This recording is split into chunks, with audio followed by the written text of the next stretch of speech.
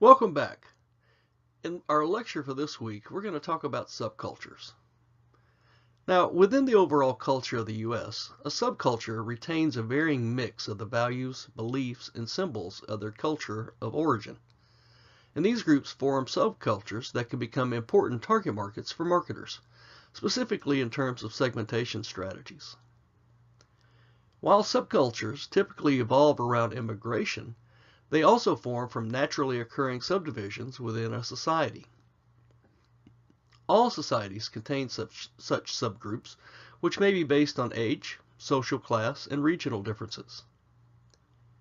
In each case, specific factors cause differences in the values and lifestyles that are sufficient to create a subculture. For example, think about older people. They all have common physical problems, similar housing needs, and are in similar financial situations. They form their own culture, they have their own retirement communities, if you say. So all of them create a block of consumers that marketers can target with specific products. Now, a subculture is basically defined as a culture group within a larger one, often having beliefs or interests that vary with those of the larger culture. Members of a subculture share a similar ideology, language, as well as dress in a similar fashion, enjoy the same broad forms of music and pastimes, such as games. Now, a subculture differs a little bit from something called a counterculture. And a counterculture is basically a way of life or set of attitudes opposed to or at variance with the prevailing social norms. So again, these are very differences, and we're only going to focus on subcultures this week.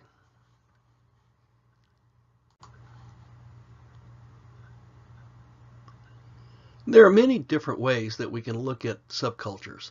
And again, as we said earlier, is that a subculture is something that varies and has differences from the overall national culture.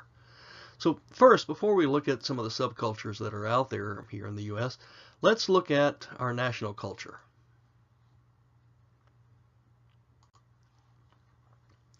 When thinking about culture, anthropologists refer to learning about one's own culture as enculturation. And most often, people learn about their culture from what is termed cultural agents, which can be a person's family, advertisers, fashion designers, peers, etc. For example, media agents, such as journalists or reporters, they kind of let us know what's hot and what's not hot, while parents and peers oftentimes import cultural values to their children. So we learn from different groups. Again, we learn from our parent, we learn from the media, we learn from advertisers, musicians. All of these things kind of learn and kind of teach people what a culture is. Acculturation, on the other hand, is when people of one culture adopt to means in another culture, and this has become increasingly important as a result of global immigration, which can have a profound influence on a nation. According to the United Nations, more than 200 million people live outside their home country, and about 1.2 billion people travel internationally each year. So the U.S., while we do have many subcultures, the question is there an American culture? And what is it?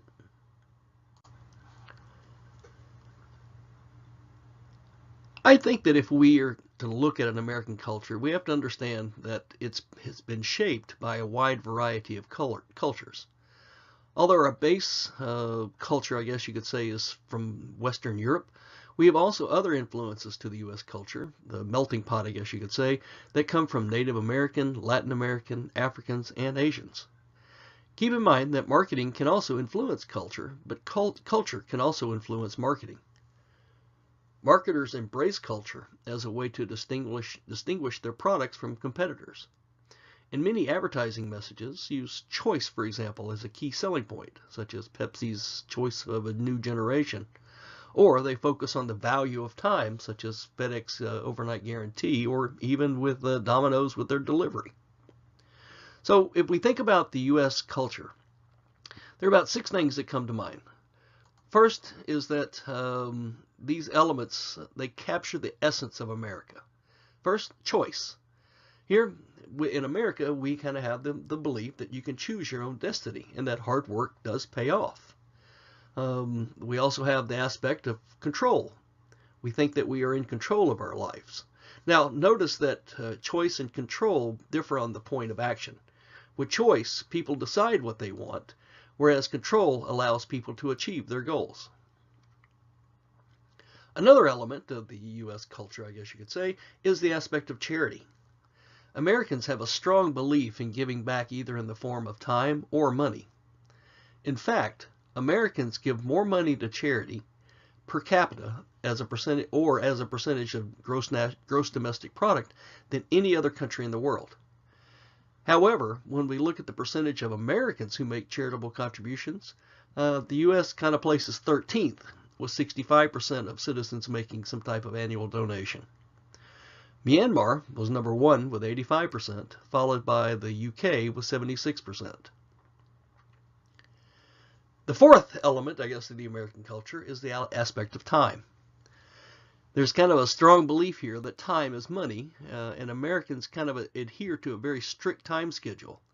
Sometimes the exceptions are students showing up for class, but those things differ. It's very different if you look at other countries. For example, my wife is Chinese. Her concept of time, totally different from mine. I think part of mine is that, with the American culture, we kind of have that Shakespearean belief that better to be 3 hours early than 3 minutes late. But with other cultures, time doesn't always fall into that category. The fifth element that we can look at basically is that change is good. And if you think about the advances in technology, the new ideas, all of the things that where change has occurred, Americans generally are accepting of it and embrace change. And finally, we look at the aspect of diversity. And Americans believe, I guess partially because of this aspect of the melting pot, that diversity amongst ourselves is a good thing. Not only as far as race and nationalities go, but also the diversity in our beliefs and ideas. So to me, this is kind of sets what the American culture is.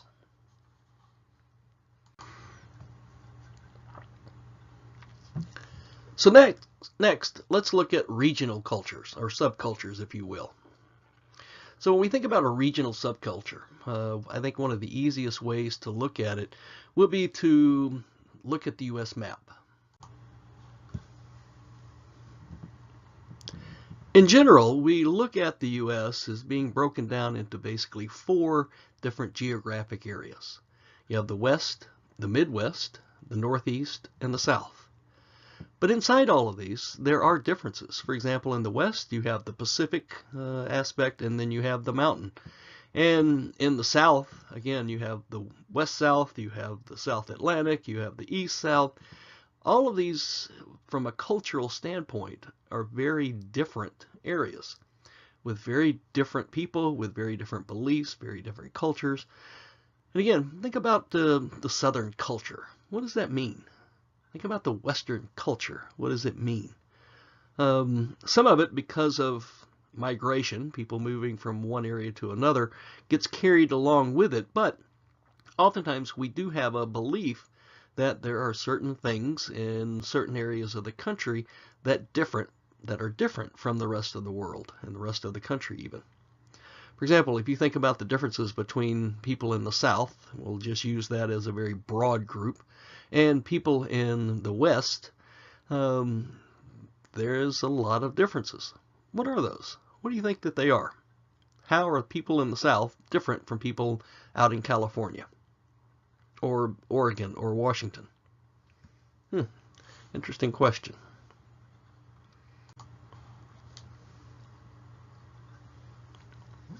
Now, differences crop up in consumption of certain types of products.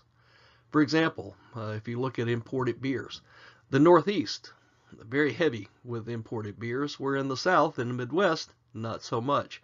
These are basic indexes, and anything at 100 is kind of average. Anything above 100 is above average, of course.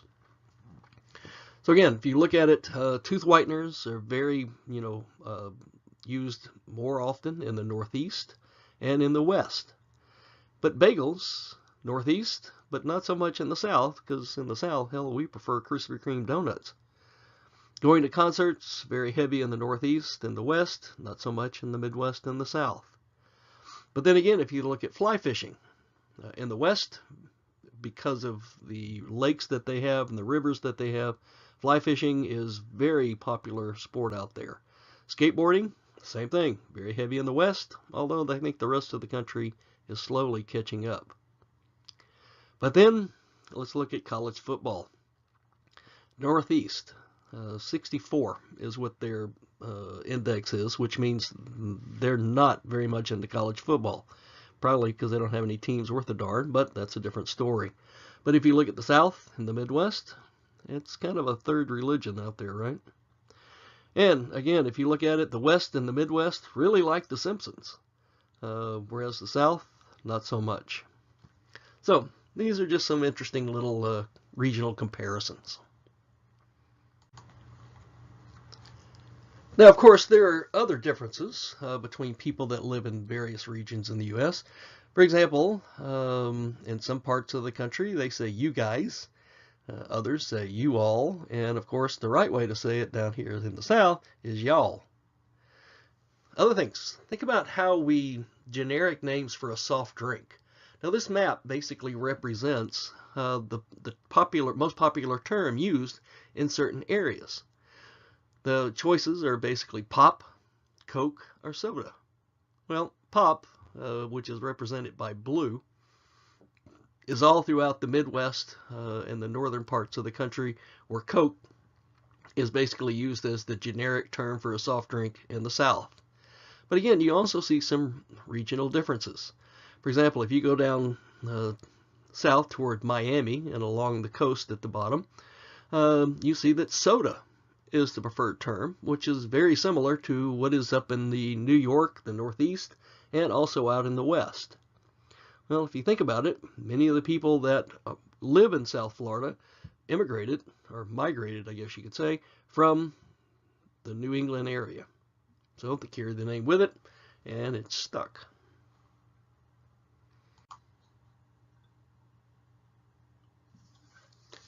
The next way that we can look at subcultures, or how subcultures are broken down, is through ethnic areas.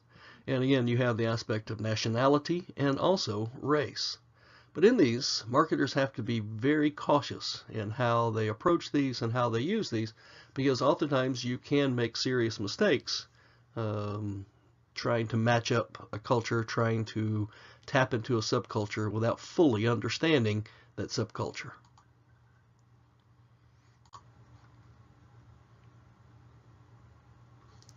As we said, subcultures based on ethnics or nationality are an important element for marketers, and they're also an important element for creating an overall national culture here in the U.S. And what this slide shows is it basically is looking at what the ethnic composition is from 1950 all the way out to 2050, which of course is a forecast.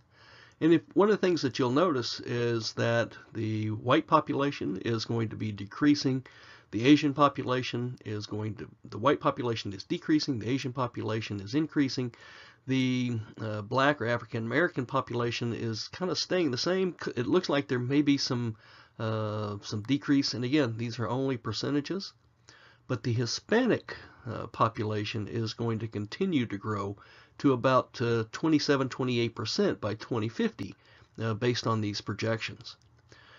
As a marketer, one of the things that we have to keep in mind is not only to understand what matters inside each of these subcultures, but understand how we can use those for not only segmentation, but also messaging, targeting, understanding what's important. For example, when we talked about the overall U.S. economy, we talked about the element of time. Well, in the Hispanic community, based on all the research, the element of time making things that make you more time efficient, make things go faster, is not really that big of an issue for them. So again, one of the things that we have to understand as a marketer is that we cannot take something that we think one culture understands and appreciates, and try to impart that on another culture, because it's just not going to work.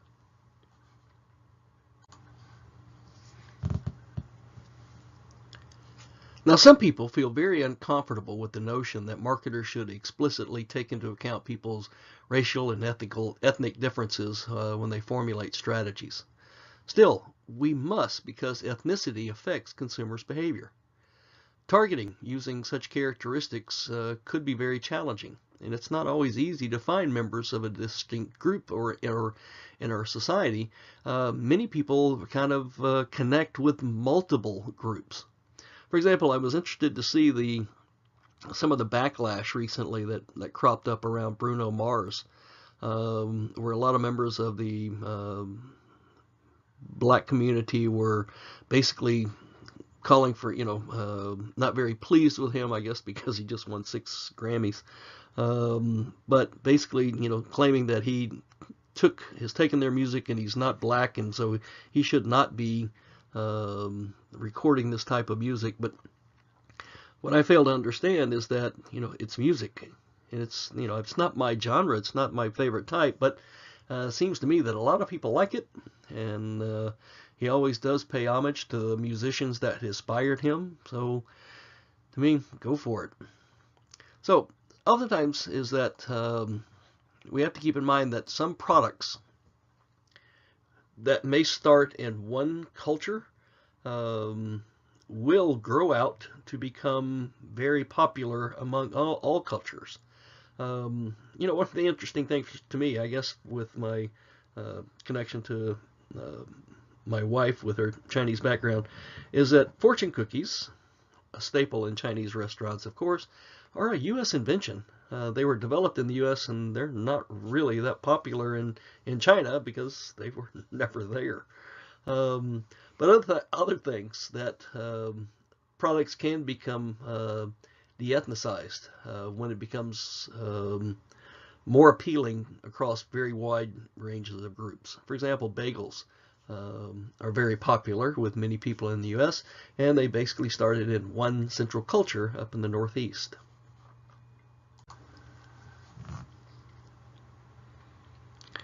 Now, when we think about some of the different major subcultures in the U.S. from an ethnic standpoint, think about African Americans. They represent a significant racial subculture, making up about 12% of the U.S. population, according to the last census in 2010.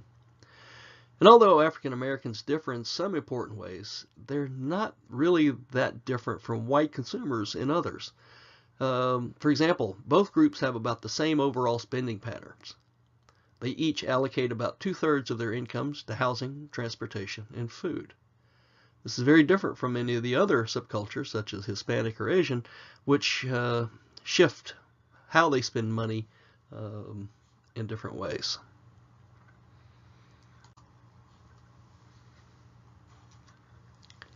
Now, of course, the term Hispanic is kind of an umbrella term that describes people from many different backgrounds.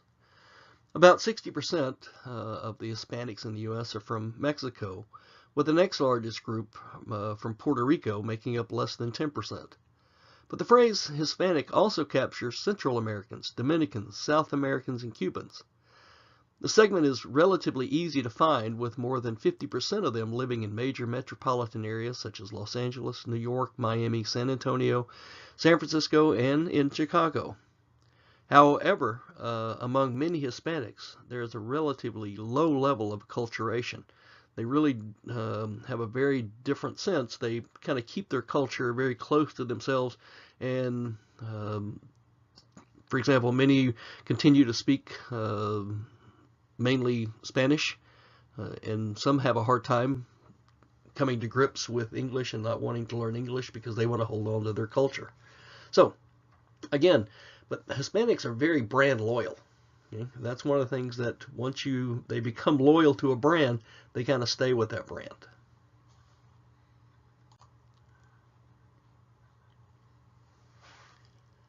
So some of the key characteristics of the Hispanic market is that they look for spirituality, have very strong family ties, and they look for more color in their lives, such as the type of clothing that they wear or how the colors that they use on their houses and things like this. Um, the Hispanic market they generally has very large family size. They spend much more on groceries. Shopping is really a family affair, and they regard children clothing well as a matter of pride. So, again, as I said earlier, convenience and saving time is not really important to Hispanic homemakers.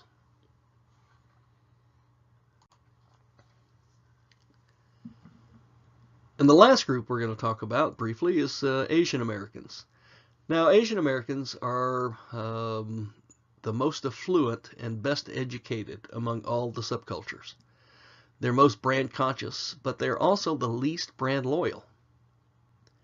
Now, what impact does that have for marketers if you care about brands but you don't have a loyalty to a specific brand? Remember, one of the things that we try to do in marketing is to develop brand loyalty among our buyers, or among our consumers. But if you have a group that, because of their cultural background, brand loyalty is not a big thing, you have to work very hard to maintain your level of sales. Now, the Asian Americans are made up, similar to the Hispanics, they're made up of culturally diverse subgroups that speak many different languages and many different dialects. And trying to link them all together or stereotype all of the Asians together, not really a very wise thing, because, if you go one direction, you might offend another section. All right. So, in the next lecture, we're going to examine subcultures from a societal aspect. So stay tuned for that.